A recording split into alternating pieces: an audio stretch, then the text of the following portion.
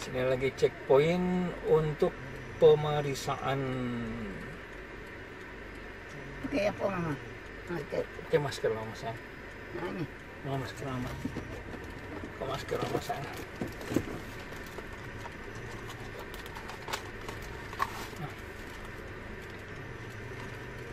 Sayang, ada pemeriksaan yang masker sayang abang yang.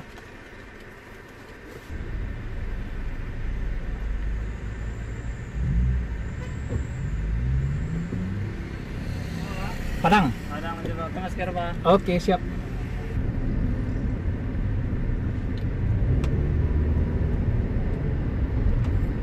Oke, kita masuk Padang kayaknya di checkpoint pemeriksaan COVID Padang ya.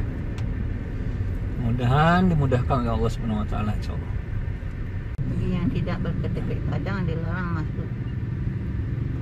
Bagi yang tidak berKTP Padang dilarang masuk kota Padang.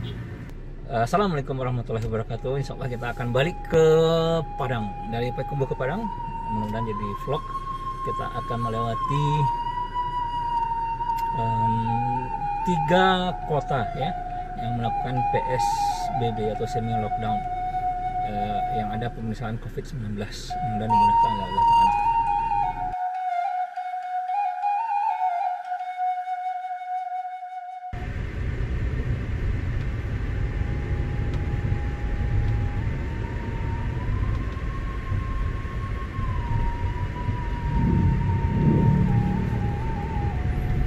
Assalamualaikum warahmatullahi wabarakatuh. Teman-teman semua, mungkin di vlog kita kali ini saya akan bercerita tentang COVID-19 ya. Pertama, masalah new normal yang sedang dipropagandakan oleh pemerintah. Ya, apa itu new normal? Dan kemudian mungkin saya akan cerita bagaimana Islam mengatasi wabah ya atau pandemi seperti corona ini. New normal yang sedang dipropagandakan pemerintah yang akan diterapkan pada bulan Juni ini itu tidak lebih adalah bagaimana agar masyarakat beraktivitas kembali ya, tapi dengan pakai masker dan cuci tangan.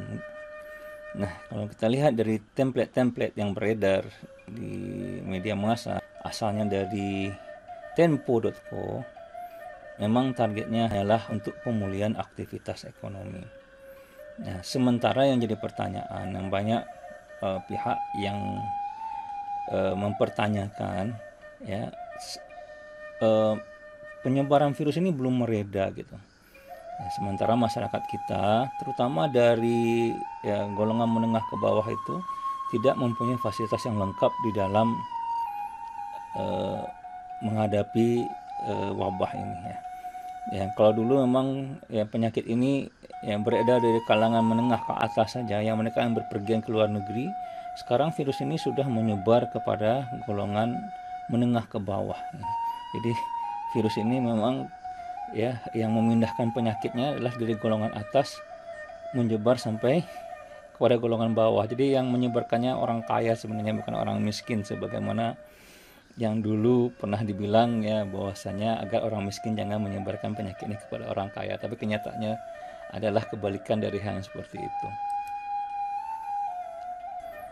Gencarnya propaganda new normal ini disinyalir oleh berbagai pihak memang dikarenakan desakan dari para pemilik modal yang mana kegiatan ekonomi mereka itu berhenti sehingga mereka menderita banyak kerugian ya, para pemilik mall, para pemilik hotel, jaringan hotel ya, maskapai penerbangan dan seterusnya. Nah, itu bahkan sampai ada pejabat yang menyatakan corona itu seperti istrimu gitu. Awal-awal kamu menyangka bisa mengendalikannya,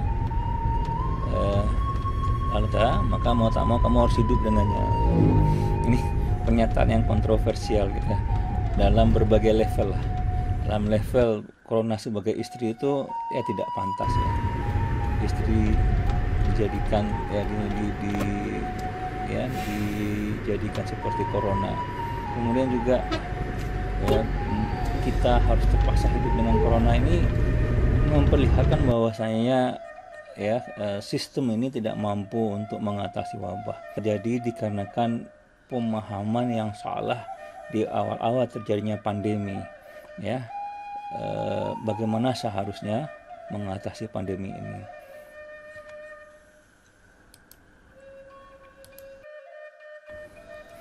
Kenapa dibilang salah di awal-awal mengatasi pandemi ini? Memang dikarenakan ketidakjujuran, ketidakjujuran dan ketakutan terhadap permasalahan ekonomi juga sebenarnya, sehingga tidak melakukan total lockdown sebagaimana yang disarankan oleh Islam, syariat Islam.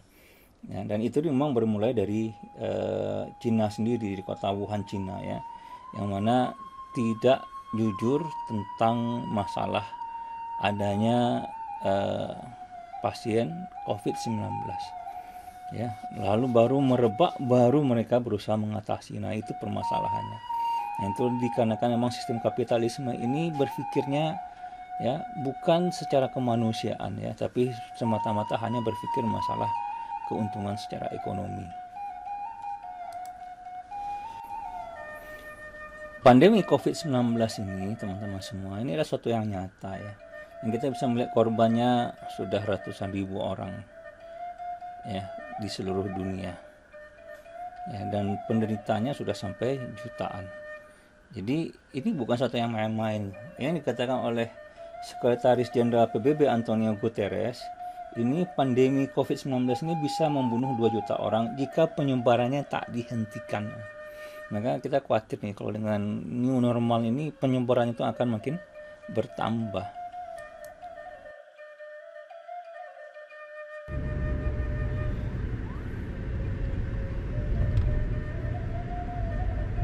Ada pos pemeriksaan COVID. Pakai masker.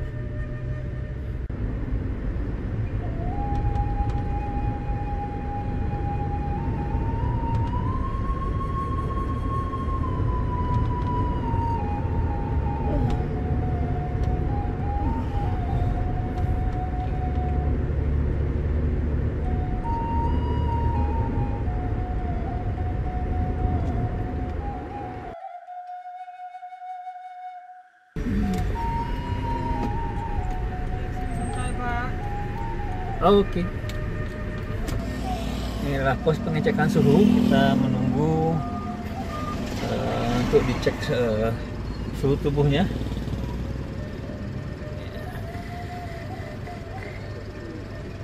Kita tunggu saja sampai dibiarkan lewat.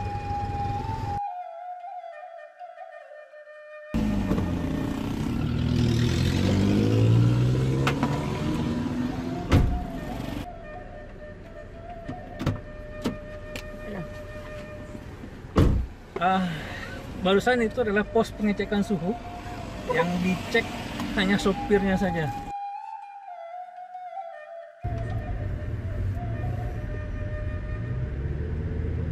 Nah, di pos terakhir pengecekan suhu tadi itu ditanya nama, dari mana, mau kemana, lalu dicek suhu. Dan barang siapa yang tadi ada yang suhunya itu 37, dia langsung dicatat, diambil datanya. Nggak tahu atau langsung bisa bagaimana itu yang terjadi tadi. Kebetulan saya alhamdulillah suhu tubuh normal, jadi lewat saja. Kebijakan Islam di dalam mengatasi solusi ini itu sudah dilakukan semenjak awal-awal ada wabah, dan Rasulullah itu pernah bersabda, "Idza sami'tum bita'un," jika kalian mendengar wabah biardin di suatu wilayah, fala tadkhuluha, maka janganlah kalian memasukinya. Wa iza waqa'a biardin, dan tapi jika terjadi wabah di tempat kamu, wa antum biha, wa antum yang kamu berada di sana fala takhruju minha, maka jangan tinggalkan tempat itu. Nah, itu adalah solusi dalam Islam, melakukan total lockdown, yang sudah diusulkan di awal-awal tetapi ditolak. Inilah solusi awal dari pandemi ini. Dan ini adalah solusi masalah kesehatan sekaligus juga solusi masalah ekonomi. Kenapa? Karena apa? Pertama, kebijakan lockdown dapat menjadi sarana mengisolasi daerah terdampak virus corona yang merah, daerah merah, sekaligus memproteksi daerah yang masih aman dan hijau dari penyebaran virus corona. Kedua, apa? Lockdown dapat memetakan mana daerah wilayah merah dan mana daerah wilayah hijau. Daerah merah itu strategi yang ditempuh adalah fokus pada penanganan wabah, yakni menyembuhkan pasien atau anggota masyarakat yang telah terinfeksi virus, sekaligus memutus rantai transmisi penyebaran virus corona ke daerah hijau.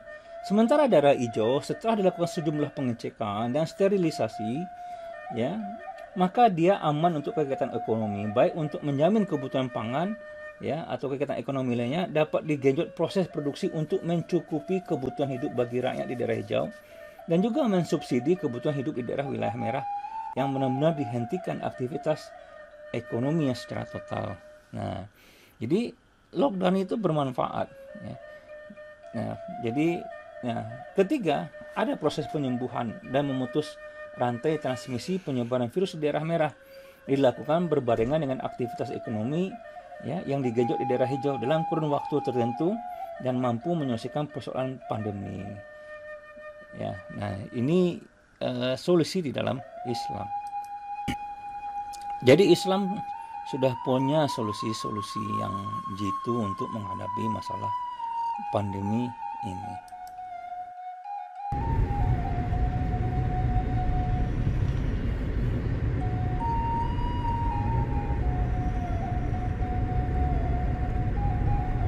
Belok kiri lewat Kota Baru, tidak masuk Bukit Tinggi insyaallah.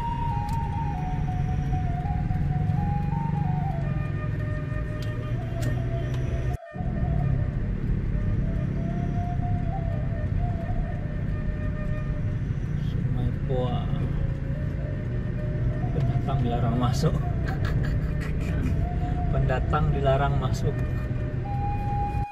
Nah, ini bisa kita lihat, ya, sebagaimana dilakukan oleh Umar bin Khattab ketika beliau dan pasukannya keluar ke Syam, dan ketika tiba di Syah lalu mendengar ada wabah yang terjadi di Syam, lalu Abdurrahman bin Auf memberitahunya bahwa Rasulullah SAW itu pernah bersabda, jika ada wabah di suatu wilayah janganlah kamu mendatanginya, dan jika wabah terjadi di satu wilayah, ya, kamu di situ maka janganlah kalian keluar darinya. Maka Umar bin Khattab pun kembali, ya ini bahwasanya ketika beliau mendengar berita bahwasanya tawon telah menyebar, jadi Umar berkata kembali. Nah, itu adalah solusi Islam, ya, adanya karantina, total lockdown, ya, lalu orang-orang yang lockdown itu dibantu.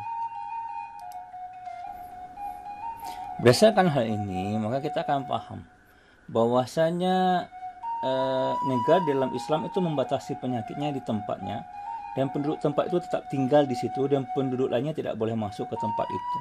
Jadi memang ada kontrol, total lockdown istilahnya seperti itu. Dan negara melakukan kewajiban syar'inya, ya, karena negara itu merupakan melayani, ya, masyarakatnya.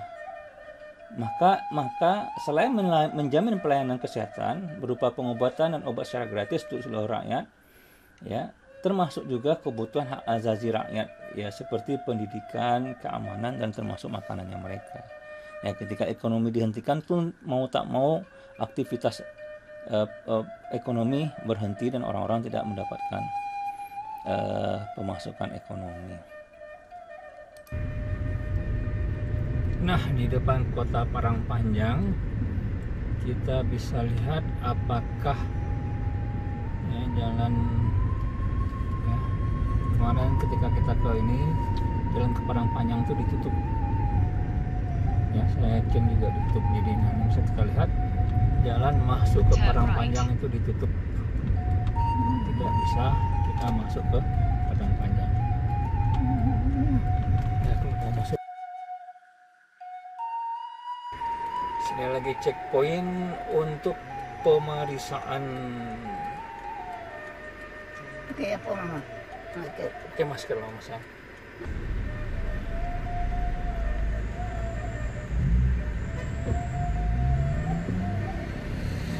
Padang. Padang, pakai masker. masker, Pak. Oke, siap. Di checkpoint untuk ke PSBB yang untuk Kota Parangpanjang sama kan sebelumnya ketika menjelang dari Padang ke Parangpanjang. Kalau pergi ke Parangpanjang maka dia akan diperiksa, tapi kalau enggak dibiarkan lewat. Saudara-saudaraku semua, ya teman-teman dimana berada, mudah-mudahan Allah menyelamatkan kita dari pandemi ini, dari wabah ini, ya. Lebih-lebih lagi ketika kita diminta untuk beraktivitas kembali, sementara ya penyebaran wabah ini belum berhenti, gitu.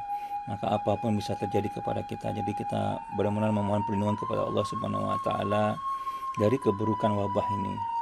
Nah, mungkin kita bisa mengambil hikmah atau mengambil suatu pelajaran dari sabda Rasulullah SAW yang didapat dari istri beliau, dari Aisyah radhiyallahu an, dalam sebuah hadis riwayat Imam Al-Bukhari, bahwasanya beliau berkata, aku bertanya kepada Rasulullah SAW tentang taun, lalu Rasulullah memberitahuku, ya, annahu azabun, ya, taun itu merupakan azab, yab'atsuhullahu ala may yasha'u, ya, yang Allah turunkan terhadap siapa yang Dia kehendaki.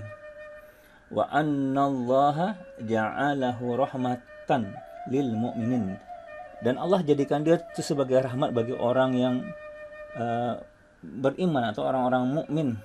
Laisa min ahadin yaqa'ut ta'un, maka tidak ada seorang hamba pun yang ta'un menimpanya, fayam kusu fi baladihi sabiran, ya, lalu ia berdiam di negerinya seraya sabar, ya, muhtasiban, ya, lalu mengharap ridha Allah, ya'lamu annahu la yusibuhu illa ma kataballahu lahu illa kana lahu mithlu ajri syahid, ya. Lalu dia mengharap ridha Allah, ya, dia tahu bahwa tidak ada yang akan menimpanya kecuali apa yang telah Allah tuliskan untuknya, kecuali untuknya semisal pahala syahid. Jadi memang apabila taun itu menyebar atau kita terkena bagi orang-orang yang beriman nantinya, maka kita harus bersabar, jangan menyebarkannya kepada orang lain. Nah, jadi taun itu adalah azab bagi orang yang Allah kehendaki, tetapi dia adalah rahmat bagi orang-orang mukmin. Nah, mudah-mudahan kita selamat tidak mendapatkan azab ini, ya. Dan mudah-mudahan kita mendapatkan rahmat dari Allah Subhanahu Wa Taala. Mohon maaf, ya. Silahkan like, subscribe dan komen, ya, di channel saya ini. Ya.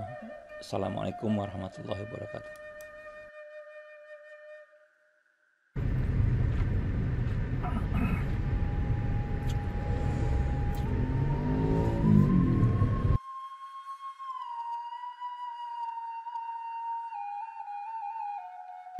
Tidak berKTP Padang dilarang masuk. Bagi yang tidak berKTP Padang dilarang masuk.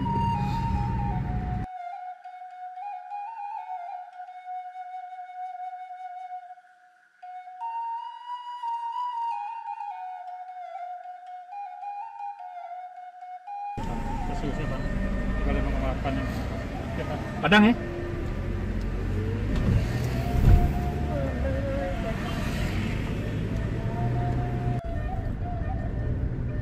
Alhamdulillah kita dimudahkan oleh Allah Subhanahu Wa Taala dari Payakumbuh sampai ke Padang, ya. Nah, apa kesimpulannya?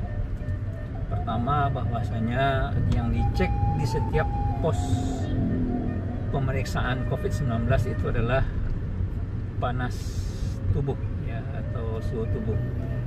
Kemudian di daerah-daerah tertentu kalau tidak mempunyai KTP daerah tersebut tidak dibolehkan masuk. Ketika hari pertama Id, kita alhamdulillah gampang sampai ke Payakumbuh, mungkin dikarenakan orang masih lebaran jadi belum ketat pemeriksaannya sebagaimana sekarang ketika pulang yang sudah hampir 3 pos ya, 3 tempat pemeriksaan kita diberhentikan, bukan diberhentikan ya, diperiksa. Itu saja. Assalamualaikum warahmatullahi wabarakatuh.